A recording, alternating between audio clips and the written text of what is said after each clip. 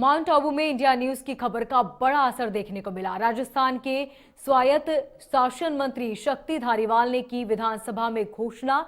Mount Abu के 150 पत्रावलियों को निर्माण कार्यों का शीघ्र मिलने की परमिशन मिली। माउंट आबू के उपखंड अधिकारी की टोकन प्रोसेस के लिए कमेटी बनेगी। नगरपालिका अध्यक्ष और कमिश्नर भी कमेटी में शामिल होंगे।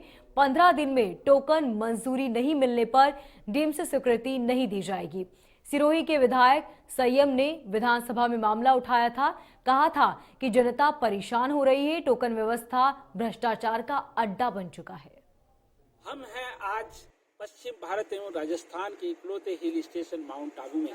चाहे देश के अंदर 370 की धारा हटा दी गई हो, लेकिन आज भी माउंट आबू की जनता जिस प्रकार से निर्माण कार्यों के लिए परेशान है और राजस्थान विधानसभा में जो हमारे सिरोही के विधायक हैं संयम लोढ़ा ने जो मुद्दा उठाया और सरकार पे जो बहस हुई, हम आज महिलाओं से रूबरू हो रहे हैं इसमें राय शुमारी जानने के लिए, क्योंकि माउंट आबू एक ऐसा स्थान है जहाँ पे यहाँ पे जनता जो है 35 सालों से परेशान थी। राजस्थान के मुख्यमंत्री अशोक गहलोत ने माउंट आबू के बायलॉज पास किए, माउंट आबू का मास्टर प्लान पास हुआ, माउंट आबू की सब समस्याएं राज्य सरकार की तरफ से कर दी गई, लेकिन टोकन व्यवस्था का जो मामला विधानसभा में छाया रहा। हम जानना चाहते हैं महिलाओं से कि किस प्रकार से जो है माउंट आबू की जनता ने 35 साल तक भुगता और आज भी जनता को राहत नहीं मिली है, और कहीं न कहीं इनके जिस प्रकार से राज्य सरकार ने कहा कि टोकन व्यवस्था के अलावा माउंट आबू की जनता को किस प्रकार से राहत दी जानी चाहिए,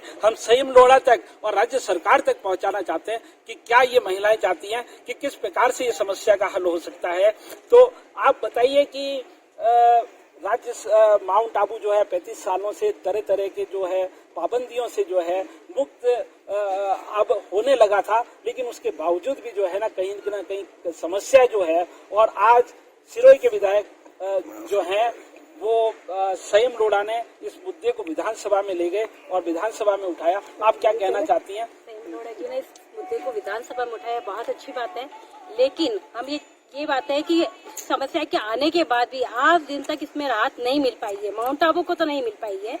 इसका कारण ये है कि परमिशन मिल जाती है। पहले तो परमिशन के लिए हमें घूमना पड़ता है, 1 साल तक 2 साल तक व्यक्ति परमिशन के लिए घूमता रहता है। उसके बाद परमिशन मिलने के बाद उसे टोकन नहीं दिए जाते हैं। टोकन इतने कम दिए जाते हैं कि जितनी जगह उसको बनानी होती है उतनी जगह भी वो नहीं बना पाता है। टोकन के लिए उसको जगह जगह पे पैसे देने पड़ते हैं, इतने मतलब उसको जगह जगह खिलाना पड़ता है। एक आम व्यक्ति किस व्यक्ति को कहाँ तक खिलाएगा? क्या वो बिना मकान के रहेगा? मैं ये जानना चाहती हूँ। जिसके घर में मान ले 10 व्यक्ति हैं तो 4 कमरे के अंदर कैसे अपना गुजारा करेगा? उसको तक निर्माण करने की अनुमति नहीं दी जाती है। तो मेरी रिक्वेस्ट है, कम से कम माउंट आबू के एसडीएम से, नगर पालिका से मेरी विनती है कि उन लोगों को कम से कम मकान बनाने की अनुमति दी जाए, आम जनता को दी जाए। यदि अवैध निर्माण है तो आप सख्ती से उसको तोड़ सकते हैं, लेकिन परमिशन वाला मकान है तो उसको आप तोड़ने की कहीं वो कोशिश नहीं करे, क्योंकि आम जनता केवल सबको पैसा नहीं खिला सकती है। वो बहुत मुश्किल से एक एक पैसे को जोड़ती है और अपने मकान को अपने बच्चों के लिए खड़ा करना चाहती है।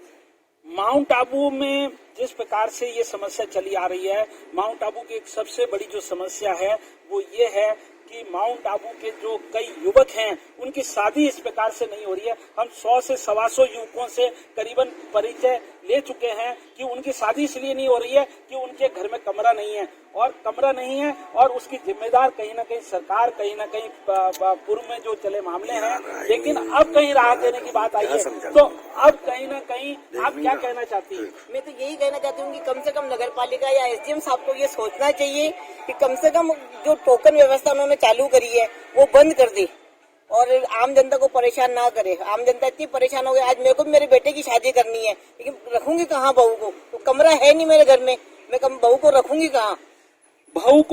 कहाँ? ये समस्या है माउंट आबू की, और कहीं न कहीं जो है जनता को राहत देने की राज्य सरकार ने कोशिश की।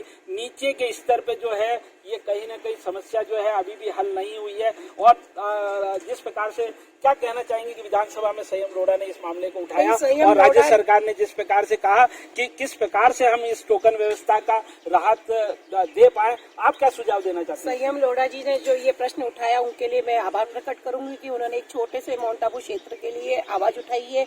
पर इस समस्या से हम बहुत ज्यादा परेशान हो रखे हैं।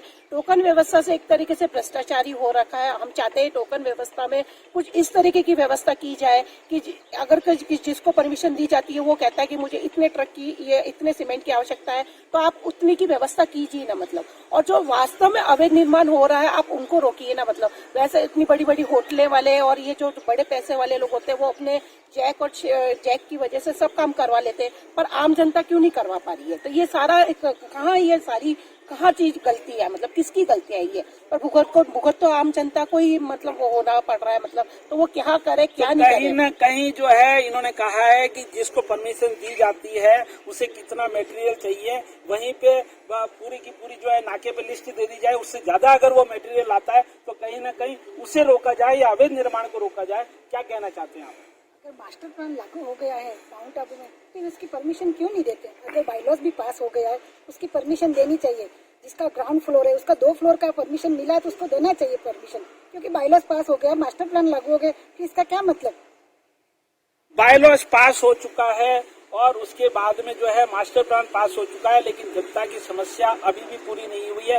राज्य सरकार ने कहीं न कहीं आश्वासन विधानसभा में दिया है और कहीं न कहीं जिस प्रकार का मंत्री का आश्वासन है अब आशाबंदी है, लेकिन इसमें सरलता लाने की जरूरत है। क्या कहना चाहेंगे आप? नहीं देते, पहले होटलों का काम नहीं होना चाहिए। पहले मकान में जो यहाँ की लोकल पब्लिक है रहने वाली, उनको मकान बनाने की परमिशन दी जाए।